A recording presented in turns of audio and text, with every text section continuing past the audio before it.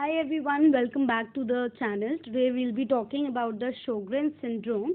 So before we move further with the disorder, let me tell you some basic things we are going to see here.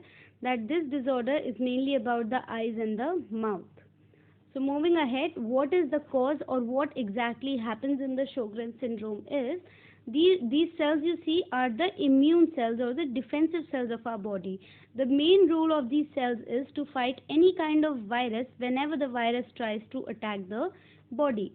But what happens in Sjogren's syndrome is instead of fighting the virus, the cell will start harming the lacrimal glands as well as the salivary glands of your own body. So, immune cells of the body start harming the salivary and lacrimal glands instead of their general function, that is fighting to any outside virus. So, if you see what happens is in a normal human being, these are the salivary and the lacrimal glands, and in Sjogren's syndrome, these glands usually enlarge or swell up. Now, you see there are some primary and secondary levels and some characteristic features which can be appreciated. On the primary level, usually keratoconjunctivitis sicca can be seen and xerostomia can be manifested. On the secondary level, rheumatoid arthritis, polyarthritis and scleroderma can be seen, which is a skin disorder. Now coming to the etiology, there is no particular known etiology, but any four of them can be a reason. There can be any genetic chromosomal mutation or any hormonal reason, infectious reason or any immunological issues. Moving to the clinical features of the Sjogren's syndrome, so you see this is usually occurring in women of age 40 to 50 years. If you see to the female to male ratio, it is usually 9:1, which means that it is 9 times more common in females than in males. So it is very rarely seen in males and children, and usually it is seen in women. Another clinical feature of the Sjogren's syndrome is the keratoconjunctivitis sicca. So moving to this terminology, I would like to break it into three terms, that is keratoconjunctivitis and sicca. Imagine them to be three different terms instead of one term.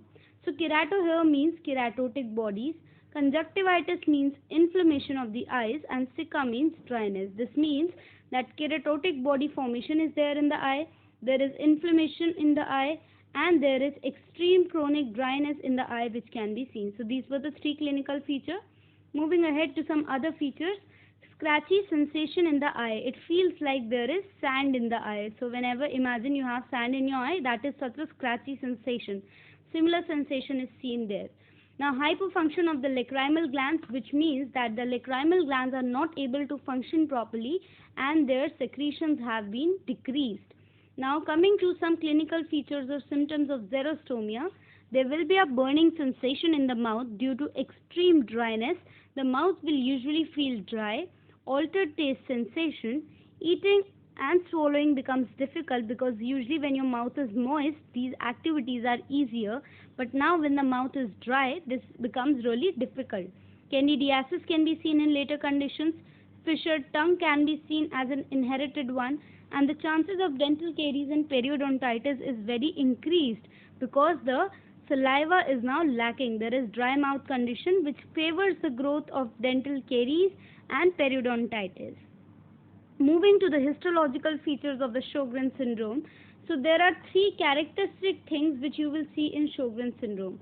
The first thing is there will be intense lymphocytic infiltration. Okay, there will be intense lymphocytic infiltration. Another feature is that the epithelial cells and the myoepithelial cells, these two cells will start moving towards the center and will form a solid island which will be known as the epimyoepithelial islands.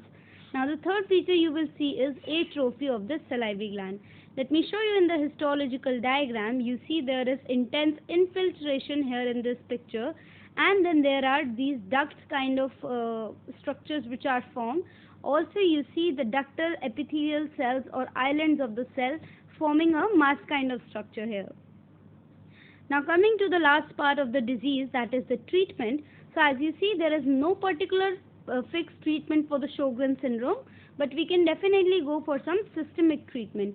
In systemic treatment, talking about both the conditions, that is xerostomia and the keratoconjunctivitis sicca, So if the patient is having more xerostomia kind of condition, you can give some chewing gums which will increase the salivation and activity of the salivary glands.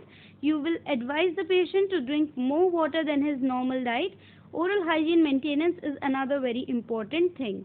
Moving to keratoconjunctivitis sicca, if your patient has this as a major problem, you can give artificial tears containing methyl cellulose to the patient. Also, you can ask the patient to wash the eyes again and again so they are hydrated. So if you like the video, please subscribe to my channel, hit the like button and share this video with your friends. And do let me tell your reviews in the comment section. Thank you.